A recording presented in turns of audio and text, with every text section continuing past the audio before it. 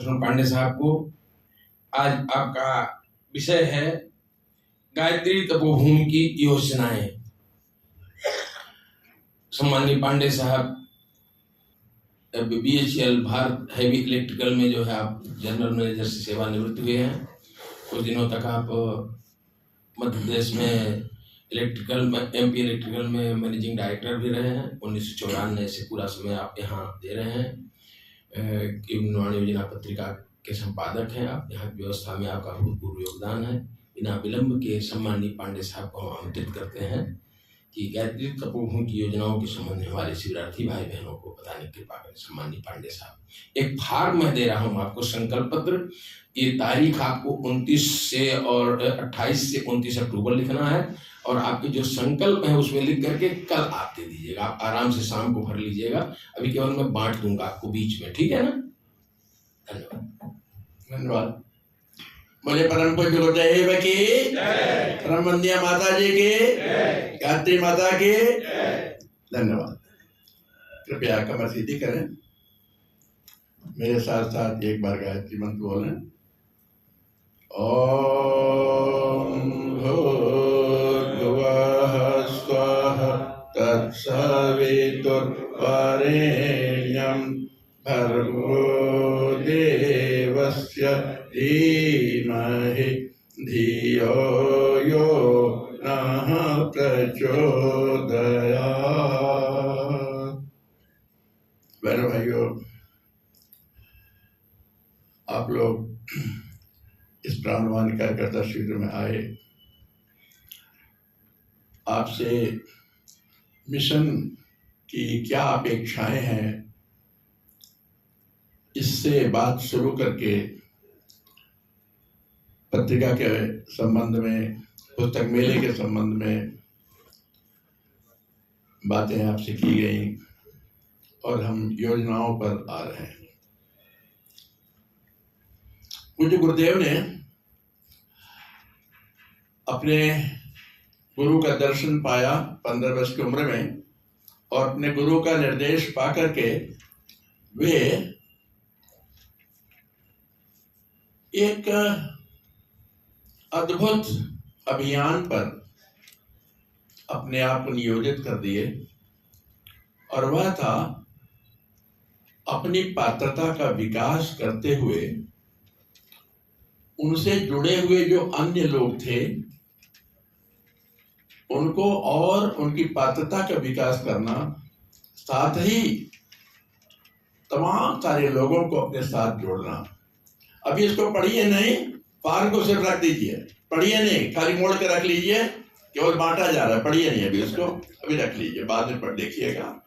अभी जो यहाँ से कहा जा रहा है उसको सुनिए, उसको लेके रख लीजिए बस। हाँ, तो मैं ये कह रहा था कि गुरुदेव ने अपने को इसे योग्य बनाया कि उनके गुरु प्रसन्न रहें उनसे और उनके गुरु क्या चाहते हैं उसे वे करने में समर्थ होते रहें। साथ ही अच्छे लोगों को अपने से जोड़ना, अच्छे लोगों का संगठन बनाना और उन्हें भी उसी मार्ग पर ले जाना जिस पर वे अपने गुरु की आज्ञा से चल पड़े और इस काम में वे लगे रहे। आगरा जिले में 30 वर्ष की उम्र तक रहे। कुल 15 वर्ष उनको मिले क्योंकि 15 वर्ष के बाद ही तो इस लाइन पर वे आए हैं अपने गुरु की आज्ञा से। उस 15 वर्ष में भी अपनी उपासना को, अपने अनुष्ठान को करते हुए और भी कई जिम्मेदारियां भी निभाए। एक अखबार में काम किए, आज़ादी की लड़ाई में महात्मा गांधी जी के साथ लड़े, एक स्वयं सेवक की तरह रहे, अपने स्वयं सेवकों की टोली बनाए, पुलिस के डंडे खाए, जेल गए और अपने गुरु की आज्ञा के अनुसार उस मार्ग पर भी चलते रहे। वहीं के रहने वाले थे, साथी दोस्त वहीं के थे, बचपन के दोस्त थे। उनके साथ भी जो जिम्मेदारियां होती हैं हर इंसान की उसको भी निभाया। रिश्तेदार थे, वह सारा कुछ किया। विवाह भी हो गया था। और जब वे अखबार में काम करते थे, दैनिक सैनिक में फ्रीगंज आगरा में रहा करते थे, तो उनकी पत्नी माताजी भी साथ रहे। प्रथम पुत्र ओम प्रकाश भाई साहब का जन्म भी वहाँ हुआ।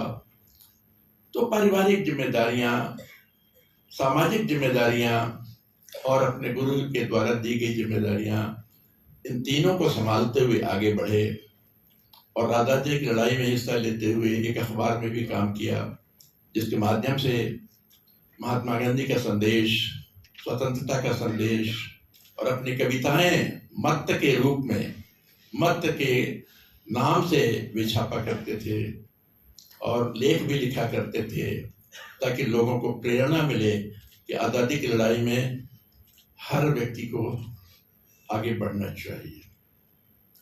अब आप सोच सकते हैं कि उन्हें निर्देश भी है कि 24 लाख का गायत्री महामंत्र का जप भी करना है 24 साल में, और फिर भी वे 4 बार जेल की यात्राएं किए इस बीच में। अब आप सोच सकते हैं 4 बार जेल की यात्राएं करना, तो ये जेल उन्हें क्यों हुई होगी, उसके पीछे कितना संघर्ष किया होगा, कितना आंदोलन किया होगा, अपने दोस्तों का कितना बड़ा संगठन खड़ा किया होगा, और साथ ही साथ अपने गुरु की आज्ञा पर भी चलना है। तो सभी से सामंजस्य बिठाते हुए आगे बढ़ते रहे और मिशन वे आगरा से नहीं खड़ा कर पाए, यही सब कारण थे। लेकिन मथुरा आते ही मिशन को खड़ा किया उन्होंने। 47 में मथुरा आए। वैसे सन 37 में जब वे आगरा में थे तो अखंड ज्योति का पहला अंक उन्होंने निकाला था 1937 में, लेकिन वह प्रयास उनका उतना कारगर नहीं सिद्ध हुआ।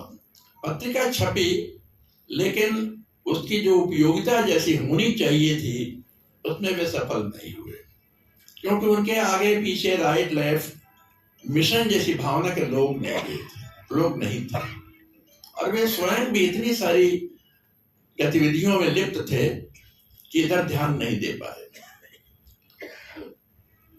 और फिर ये दर्द उनके अंदर था।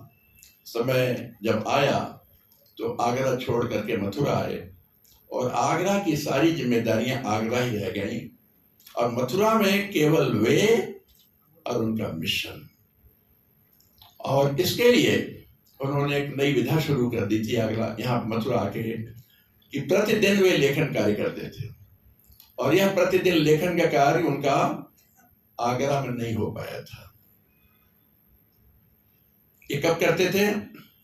6 घंटे उन्हें बैठना पड़ता था प्रतिदिन जप के लिए, और प्रतिदिन 6 घंटे जब बैठते थे तब जाकर के 365 दिनों में 24 लाख गायत्री महामंत्र का जप पूरा हो पाता था। और 6 घंटे की सिटिंग के बाद जब वे उठते थे तो उनके मस्तिष्क में माँ गायत्री के द्वारा, उनके गुरु के द्वारा भेजा हुआ वह विचार का अथाह सागर होता था, और उसके आधार पर उनकी लेखनी चलती थी। ये विचार पहले भी आते थे, लेकिन और भी जिम्मेदारियां होती थी, उसकी वजह से वे उन कामों में लग जाया करते थे। लेकिन मथुरा आकर के उन सभी जिम्मेदारियों को तिलांजलि देकर मिशन खड़ा करने के लिए ईश्वर प्रदत्त ज्ञान की संपदा को प्रतिदिन लिखना, छपाना और पत्रिका के रूप में प्रकाशित करना और किताबों के रूप में प्रकाशित करना, यह कार्य उन्होंने किया। इसे हम कहते हैं ज्ञान यज्ञ। ज्ञान यज्ञ, यज्ञ क्या होता है? हमारे पास जो कुछ भी संपदा है उनमें से बढ़िया पवित्रतम निकाल करके हम यज्ञ भगवान को आहुति के रूप में समर्पित करते हैं। पवित्रतम, निकृष्टतम नहीं, खराब चीज नहीं अग्नि में डालते, पवित्र चीज डालते हैं। तो उनके पास जो ज्ञान था, उस ज्ञान को वे समाज में बांटने के लिए यह अभियान चलाए। ईश्वर ने उन्हें ज्ञान दिया, उनकी उपासना के बदले, उनके समर्पण के बदले। और उन्होंने उस ज्ञान को बिना समय गंवाए लिख करके, छपा करके, पत्रिका के रूप में, अखंड ज्योति के रूप में और किताबों के रूप में जन समुदाय को, हमें, आपको समर्पित किया कि आप इसको पढ़िए, अपना जीवन सुधारिए और औरों को भी इस अभियान से जोड़िए। इसे हम कहते हैं ज्ञान यज्ञ। और हम लोग मथुरा में जितने भी योजनाएं बनाते हैं या गुरुदेव की बनाई हुई योजनाओं को क्रियान्वित करने का प्रयास करते हैं, वह इसी पर आधारित है। पूज्य गुरुदेव ने अखंड ज्योति का प्रकाशन किया उस समय, बाद में कई वर्षों के बाद में युग निर्माण योजना का प्रकाशन किया, युग शक्ति गायत्री का प्रकाशन किया, भिन्न भिन्न भाषाओं में पत्रिकाओं का प्रकाशन किया, अंग्रेजी, उड़िया, बंगला वगैरह वगैरह, और किताबों का लेखन किया, क्योंकि वे प्रतिदिन लिखते थे, प्रतिदिन लिखते थे। अखंड ज्योति पत्रिका के लिए 2, 4, 5 दिन के लेखन में काम मैटर पूरा हो जाता था। शेष दिन 25-26 दिन जो लिखते थे, किताबें लिखा करते थे। और इसी कारण से 3200 किताबें वे लिख करके छोड़ के गए। 3200 किताबें लिख करके छोड़ के जाना मामूली बात नहीं है। तो प्रतिदिन जो ज्ञान यज्ञ करते हैं, तो आपको ये भी बताया गया कि पत्रिकाओं के प्रति हमारी जिम्मेदारी की है, क्या है, प्रवचन में आज बताया गया। और यह भी बताया गया कि पुस्तकों के प्रति हमारी जिम्मेदारी क्या है, कि हम पढ़ें और पढ़ाएं, पुस्तक मेले लगाएं। पढ़ाने के लिए गोष्ठियां भी होती हैं, लेकिन पुस्तक मेले एक ऐसा अभियान है जिससे एक बड़े स्तर पर समाज के हर वर्ग को आप आकर्षित करते हैं, हर वर्ग को, क्योंकि खुला मंच है आपका पुस्तक मेला, जिसमें हर वर्ग का व्यक्ति आता है। दूसरे मंचों पर तो तथाकथित धार्मिक लोग ही आते हैं, अन्य मंचों पर, लेकिन पुस्तक मेला में धार्मिक भी आएगा, अधार्मिक भी आएगा। जो गायत्री परिवार में विश्वास करता है वो तो आएगा ही, दूसरे लोग भी आएंगे, अन्य परंपराओं के लोग आएंगे, कई उत्सुकता वर्ष आएंगे। गुरुदेव का नाम इतना फैला हुआ है कि समाज के लोग उत्सुकता वर्ष जानने के लिए आएंगे, देखें तो क्या किताबें हैं। और एक व्यक्ति जो गुरुदेव को नहीं जानता है, गायत्री क्या होती है नहीं जानता है, यज्ञ क्या होता है नहीं जानता है, शतसूत्री अभियान क्या है वो नहीं जानता है, लेकिन अगर पुस्तक मेले में आ जाता है, केवल एक चक्कर लगा लेता है पुस्तक मेले में, किताबों के शीर्षकों पर दृष्टिपात कर देता है, तो उसे बहुत कुछ मिल जाता है और वो प्रभावित होकर के जाता है। और अगर उसके अंदर थोड़ा भी सेंस है तो समझ जाता है कि ये व्यक्ति कितना महान रहा होगा, जीवन के प्रत्येक विषय पर इन्होंने लेखनी चलाई है। तो पुस्तक मेला की विशेषता के बारे में भी आपको बताया गया। गुरुदेव इस तरीके से संचालित से अपनी गतिविधियां मथुरा में घिया मंडी के भूत वाले मकान से चलाते रहे। लोग उनके से मिलने आया करते थे। जो पत्रिका अखंड ज्योति पत्रिका लोग पढ़ते थे, यहाँ पर ध्यान दीजिएगा, उस वक्त गायत्री परिवार नहीं था, गुरुदेव के शिष्य नहीं थे, तथा कथित धार्मिक लोग थे, जो कोई भी धार्मिक पत्रिका निकले तो पढ़ने का मन करता था।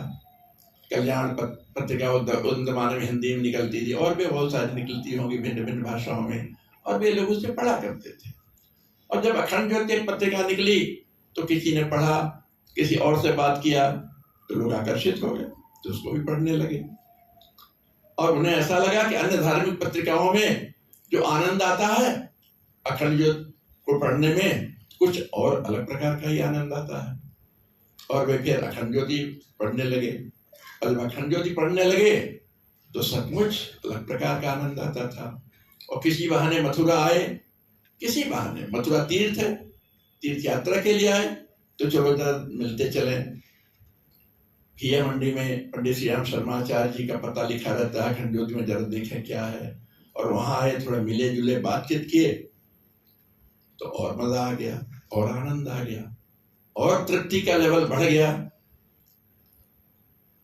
अपनी बातें रखने लगे, यानी उन्होंने जो कल्पना की थी उससे कहीं हट करके और अलग आचार्य जी का स्वरूप उन्हें देखने को मिला।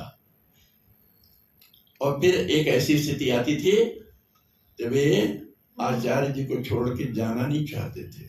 वे चाहते थे हम यहीं बने रहें, रोज इनके दर्शन हो, रोज इनसे बातचीत हो, रोज शंका समाधान हो,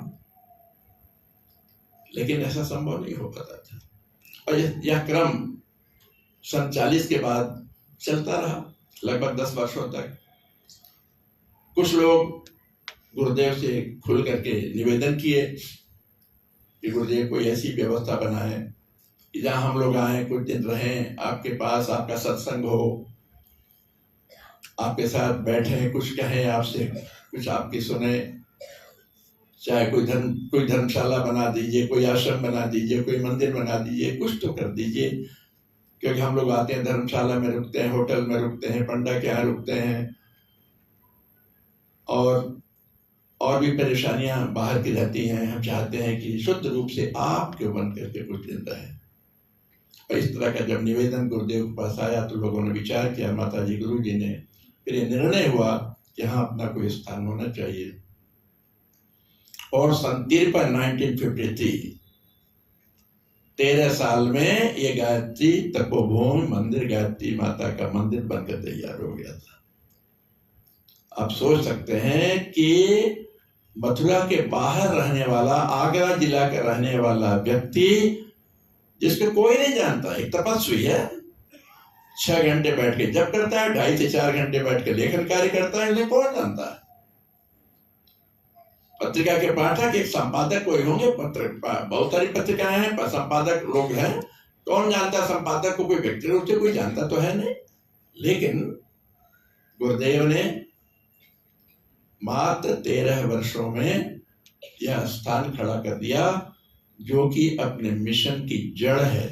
गायत्री माता का पहला मंदिर यहाँ बना सन 53 में, और इसके बनने में, जगह देखने में भी 1.5 साल, 2 साल, 2.5 साल का समय लग गया था। दर्जनों स्थान देखने के बाद गुरुदेव ने इसे पसंद किया था, माता जी ने पसंद किया था। और सन 1952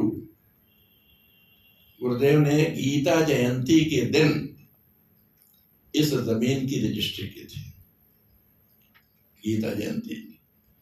और रजिस्ट्री के बाद जब वे वापस आए थे अपने निवास पर, तो उसी दिन शैल बहन जी का जन्म हुआ था।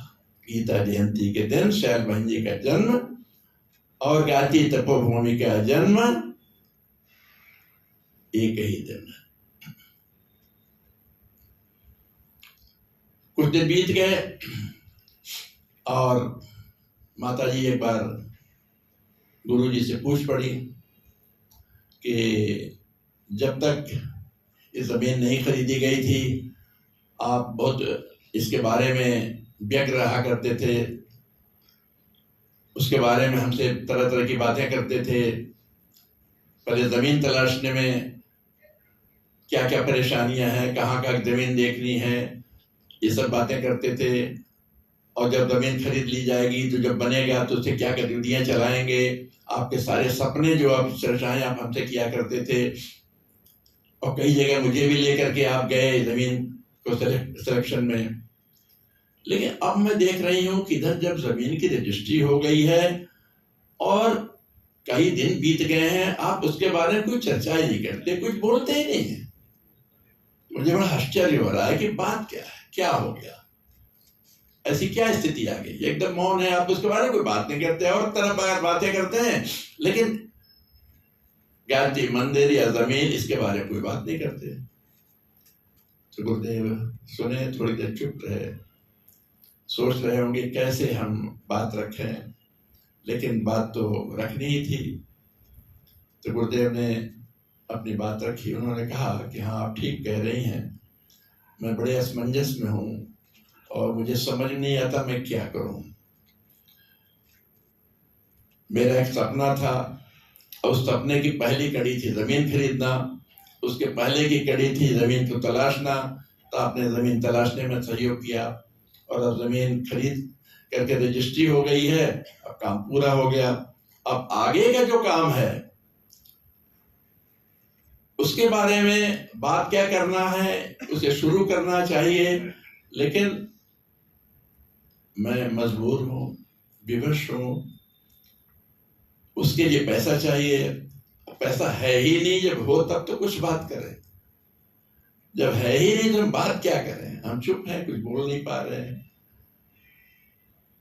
जो था अपने पास सारा खत्म हो गया, रजिस्ट्री में कोर्ट कचहरी के स्टैम्प पेपर वगैरह, वकील दलाल सबको देने लेने में सब बात सब खत्म हो गया, कुछ बचा ही नहीं है। तो मैं क्या करूं?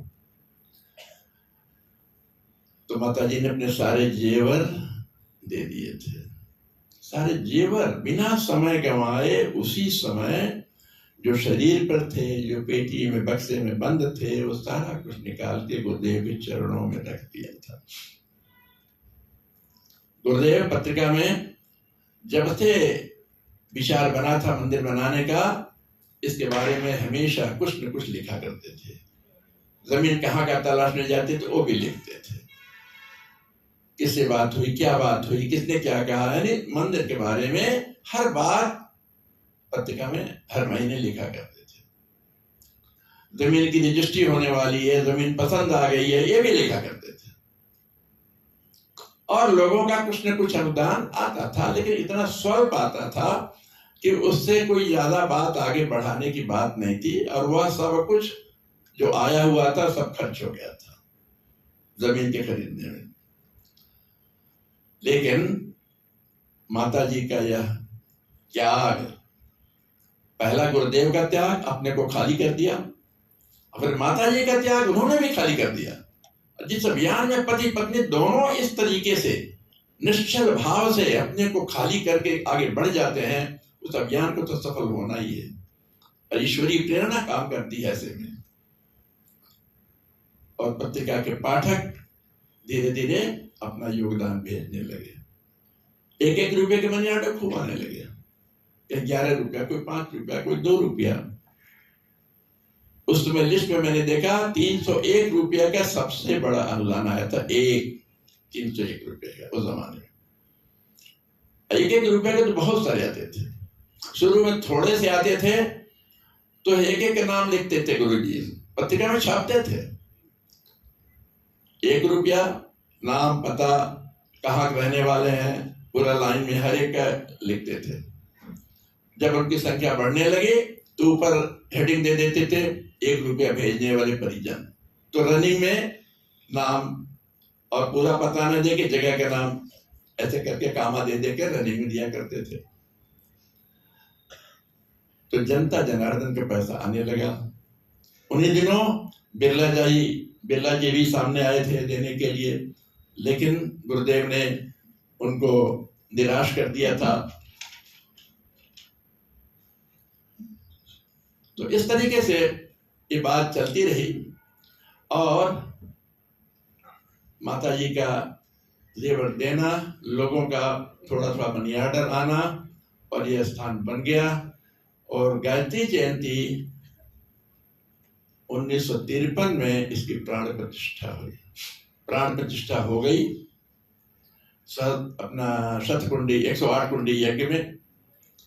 उसके बाद गतिविधियां ऐसे चालू होने लगी और गुरुदेव अपनी अगली छलांग के लिए यहाँ से हरिद्वार भी चले गए।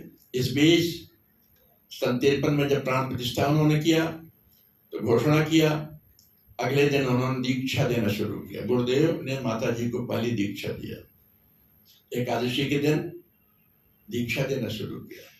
सन 58 में सहस्त्रकुंडी यज्ञ हुआ, जो कभी नहीं हुआ। कहते हैं महाभारत के बाद ये पहला मौका था।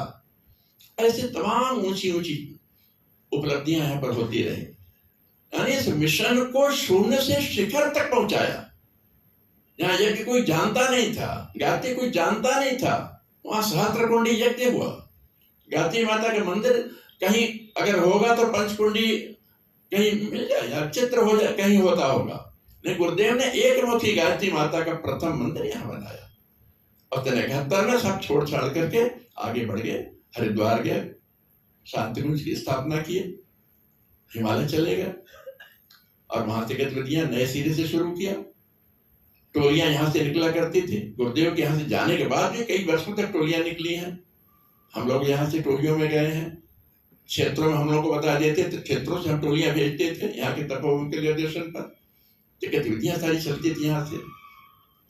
लेकिन सन 78 में काफी भयंकर बाढ़ आई यहाँ पर, इस साल भी आई थी और इतनी जबरदस्त बाढ़ थी सन 78 की कि गायत्री माता की मूर्ति यहाँ तक पानी में डूब गई थी और ग्राउंड फ्लोर के सारे लोग छोड़ करके यहाँ थे। उनको किसी धर्मशाला में ठहराया गया था, अखंड अग्नि यज्ञशाला की, वहां ले जाई गई थी और वहां पर रोज हवन होता था। ये सारी परेशानियां थी। उसके बाद भी अतिवृष्टि की कई परेशानियां हमारे देखने में इधर पिछले 10-15 साल के अंदर यहाँ आई हैं और फिर यह निर्णय लिया गया था कि अब इसका थोड़ा परिवर्तन किया जाए। और जब डॉक्टर प्रणव पंड्या को सारी बात बताई गई तो उन्होंने अंग्रेजी का एक शब्द इस्तेमाल किया था। यहाँ पर 2019 में आए थे दशहरे के दिन, तो उन्होंने कहा कि गायत्री तपोभूमि का अपग्रेडेशन हो रहा है, अपग्रेड किया जा रहा है। यह अंग्रेजी का शब्द डॉक्टर प्रणव पंड्या ने शुरू बताया था। हम लोग आपस में कहते हैं कि गुरुदेव की कृति को और भव्य बनाने का प्रयास किया जा रहा है। तो खैर ये काम शुरू हो गया और ये निर्णय लिया गया कि नीचे जो 4 हमारे पूजा के स्थान है, गायत्री माता का मंदिर, यज्ञशाला, प्रकट बगेश्वर श्रद्धा और शंकर जी का मंदिर, ये चारों को फर्स्ट फ्लोर पर ले जाएं। और आप लोग अभी आए होंगे, सुबह एक झलक देख लिया होगा कि फर्स्ट फ्लोर ढांचा तैयार है और दीवारों पर जो मार्बल लगाने का काम है वो शुरू हो गया है। और कुछ भी करते हैं, हम अपना मकान बनाते हैं तो भी इंटीरियर हम डेकोरेट करते हैं अपने टेस्ट के हिसाब से, रुचि के हिसाब से, और बाहर भी डेकोरेट करते हैं अपने हिसाब से। तो इंटीरियर तो डेकोरेट होगा ही। अभी बाहर में व्हाइट मार्बल लगाने का निर्णय लिया गया और जो मार्बल आप देख रहे हैं लगा हुआ वो एक नमूना, एक शुरुआत है। बाहर से व्हाइट मार्बल ही दिखाई देगा। तो यह कार्यक्रम हाथ में ले लिया गया है और शुरू हो गया है और इसके लिए लोगों का सहयोग मिल रहा है। सबके सहयोग से काम आगे बढ़ रहा है और लोग ये अनुभव कर रहे हैं और अप्रत्याशित सहयोग मिल रहा है। ऐसे ऐसे स्थानों से सहयोग आ रहा है कि हम लोग कभी सोच नहीं सकते। ऐसे ऐसे व्यक्ति आ जाते हैं कि उनको देख करके ऐसा लगता है कि ऐसा कोई तकलीफ में व्यक्ति है, कुछ मांगने आया और वो दे के चला जाता है। और गुरुदेव का काम रुकने वाला नहीं है। लोग अनुभव कर रहे हैं कि एक अवसर है। इस अवसर पर हम अगर जाग गए, कुछ कर दिए तो हम अपना जीवन धन्य कर लेंगे। और अगर हम देख करके समझ करके भी सुस्ती दिखाए, कुछ नहीं किए, तो बाद में हमें पछताना पड़ सकता है कि काम तो रुकेगा नहीं, काम तो पूरा होगा है। अनुमान है कि लगभग 1.5 वर्ष में यह कार्य पूरा हो जाएगा, लोकार्पण किया जाएगा। तो हमें आपको यह देखना है कि विलंब न हो, यह काम पूरा हो और हमारा जो भी सहयोग संभव है वो हमें इसमें सहयोग लगे। आप देख रहे होंगे पिछले कुछ वर्षों में, ज्यादा नहीं, मैं समझता हूँ 15 वर्षों के अंदर यहाँ तपोवन में कितना बदलाव आया है और आप सभी उसके साक्षी हैं। और यह आया था गुरुदेव के ज्ञान यज्ञ को प्रमोट करने के सिलसिले में और वह था पुस्तक मेला। जब तक पुस्तक मेला शुरू नहीं हुआ था यहाँ से, हमें याद है यहाँ आने वालों की संख्या बहुत कम थी और बड़ी मीटिंगों बैठकों के लिए एक छोटा सा हॉल होता था, उसमें से लगभग 100 लोग बैठ सकते थे। लेकिन आज यह स्थान भी अक्सर छोटा पड़ जाता है। पिछले वर्ष जुलाई में प्राणवान कार्यकर्ता शिविर किया गया था, ओवरफ्लो हो रहा था, ये पूरा भर गया था। और पीछे भी शंकर जी के मंदिर, इसके बीच में टेंट लगाया गया था, वहां पर लोगों को बैठाया गया था और बाहर माइक लगाया गया था सुनने के लिए। तो अब लोगों का रुझान ज्ञाति तपोवन की ओर काफी तेजी से बढ़ रहा है।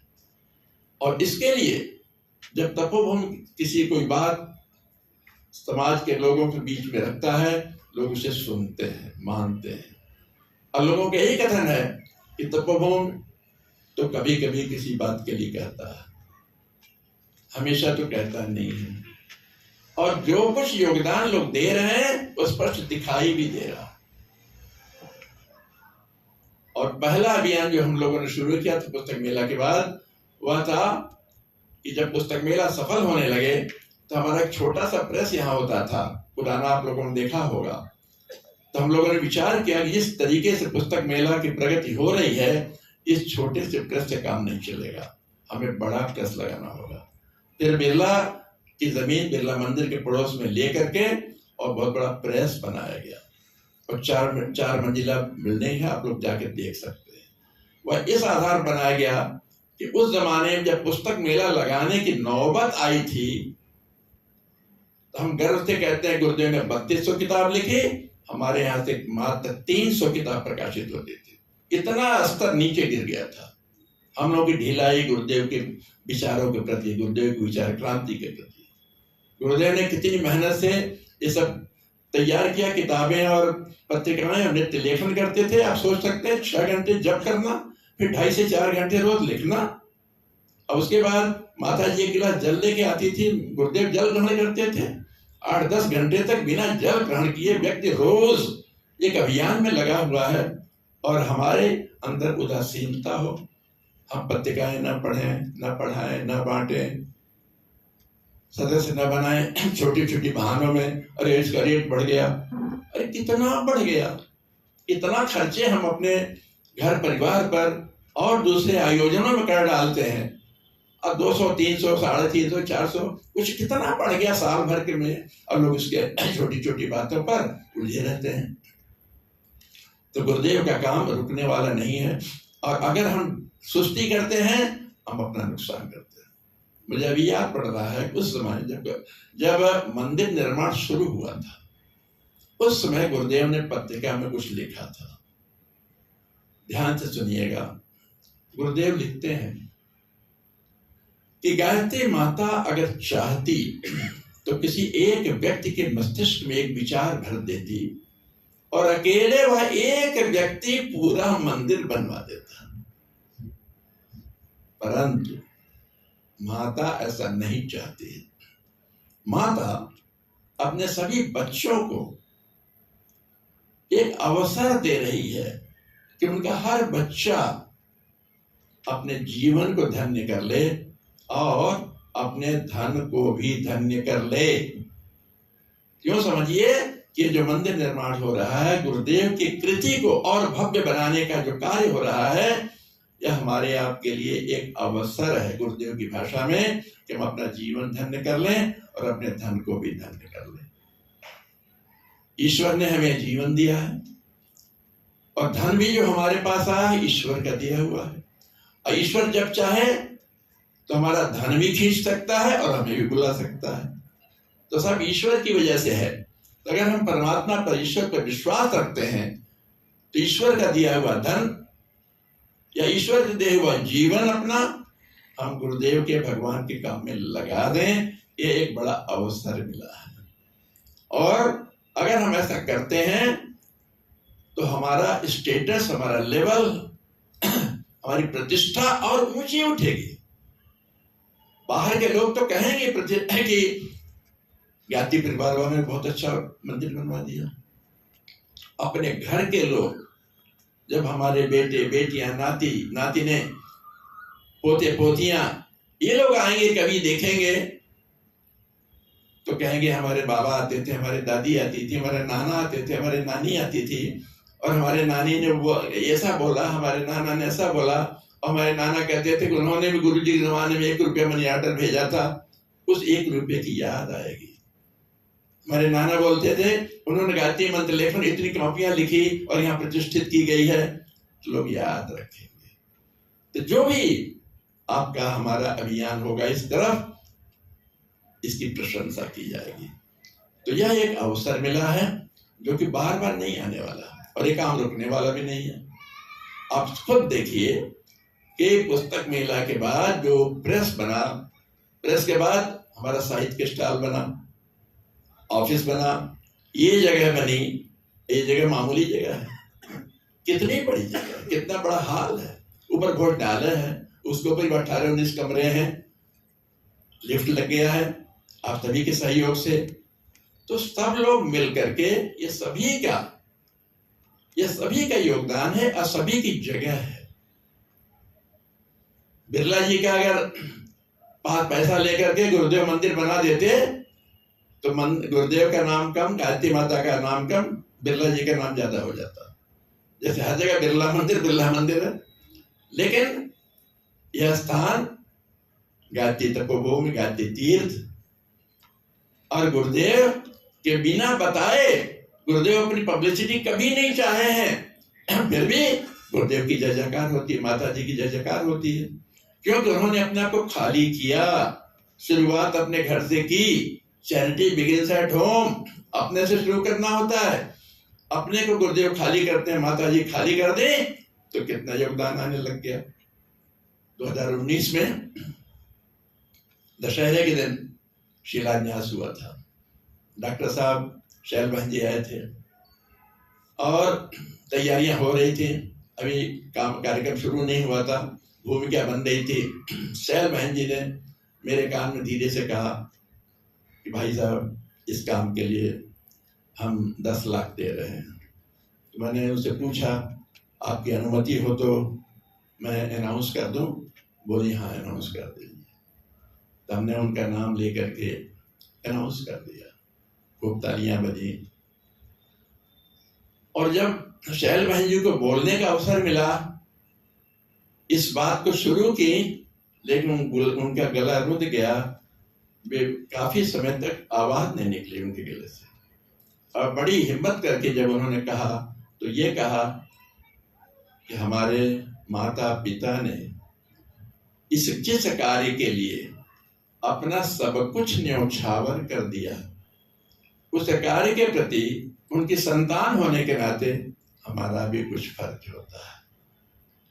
तो वे उनके सगे थे, उन्होंने अपना फर्ज निभाया। हम आप भी उनके सगे हैं।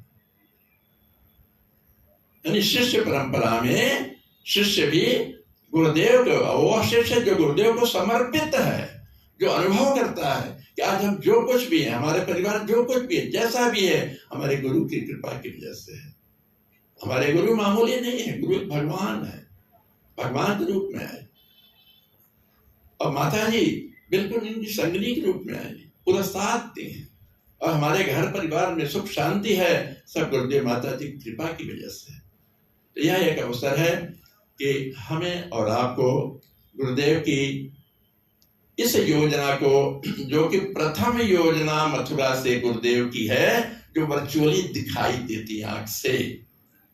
पहली चीज गुरुदेव की अखंड ज्योति पत्रिका थी, जो कुछ पाठक पढ़ते थे।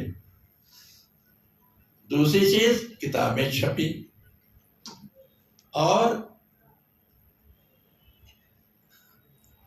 किताबों के बारे में हम लोगों की इतनी लापरवाही रही कि 32 किताबें घट के 300 पर आ गई थी। और 300 को आप लोगों ने और बढ़ाया है पुस्तक मेले की वजह से, लेकिन बहुत ज्यादा नहीं बढ़ा है। लगभग 1500 तक हम लोग पहुंच पाए हैं। अभी 3200 पहुंचने में देर है।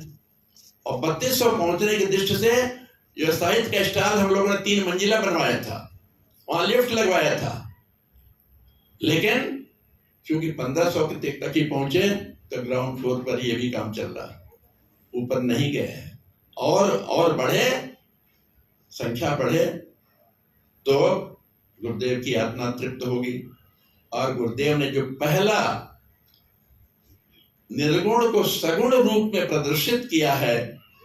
यह गायत्री तपोभूमि, गायत्री माता के मंदिर के रूप में इसको भव्यता देने के काम हमारी आपकी जिम्मेदारी है।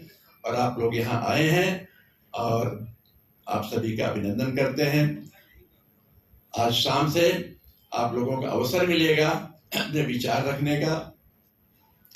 अभी जो फॉर्म दिया गया है, संकल्प पत्र दिया गया है, आप लोग दोपहर में इसे भर लीजिएगा और तीनों बातों पर आपके संकल्प की प्रतीक्षा रहेगी। पत्रिकाओं के बारे में आप क्या कुछ करने वाले हैं, क्या वृद्धि करने वाले हैं, यह भी आपको संकल्प लेकर देना है। और यही अवसर है, अक्टूबर खत्म होने वाला है, जनवरी से नई पत्रिका के लिए मुश्किल से 1-1.5-2 महीने आपका बचे हुए हैं, तो मेहनत करना है। और पत्रिकाओं के बारे में मेरा निवेदन है, अभी अगर हम हाथ उठवाएं कि कितने लोग पत्रिका मंगा के बांटते हैं, तो मैं समझता हूं मुश्किल से 10% हाथ उठेगा। यानी आप 74-75 यहाँ आए हैं, तो मैं समझता हूँ 7-8-10 बहुत होगा हाथ उठेगा। बाकी लोग किसी और से पत्रिका लेके पढ़ते होंगे। लेकिन मैं इस वक्त आग्रह ये भी करूंगा कि कोई आवश्यक नहीं है कि केवल 8-10 ही लोग पत्रिका मंगा के बांट दें। प्रत्येक शिष्य का कर्तव्य है वह पत्रिका पढ़े और पढ़ाए। हर व्यक्ति का अपना संपर्क क्षेत्र होता है और हमें अपने संपर्क क्षेत्र में लोगों से बात करनी चाहिए, पत्रिका का सदस्य बनाना चाहिए। हर व्यक्ति की जिम्मेदारी होती है कि पुस्तक मेला लगाने में पूरा सहयोग करे, लोगों को प्रमोट करे, लोगों को शाबाशी दे, लोगों को सहयोग करें कि पुस्तक मेला लगे। तो गुरुदेव ने जो काम यहाँ से शुरू किया, पत्रिका, पुस्तकें, स्वाध्याय, साधना, मंदिर निर्माण, ये एक बढ़िया केंद्र, मंदिर, हॉल, भोजनालय, ये सब इंफ्रास्ट्रक्चर है काम करने वालों के लिए। जो काम करते हैं उनको पानी पीना है तो कुआं होना चाहिए, पानी की सप्लाई होनी चाहिए, रेस्ट करना है तो कोई कमरा होना चाहिए, साधना करनी चाहिए तो कोई मंदिर होना चाहिए, ऐसे माहौल होना चाहिए। तो यह सब उसके लिए है। और तपोभूमि ऐसे स्थान पर है मथुरा वृंदावन में कि जहां पर एक से एक मंदिर बनते जा रहे हैं और उनकी उपस्थिति में और हमारा मंदिर भी एक गरिमा में होना चाहिए। मैं अपनी वाणी को विराम दूंगा और आशा करूंगा कि आप इन बातों पर गहन मनन चिंतन करिएगा और आप क्या कर सकते हैं इसका जरूर संकल्प लीजिएगा और काम पूरा करिएगा। और निश्चित मानिए कि आपका भविष्य उज्जवल है। पूज्य गुरुदेव डिक्लेयर कर चुके हैं 21वीं सदी उज्जवल भविष्य, और हमें उज्जवल भविष्य दिखाई दे भी रहा है।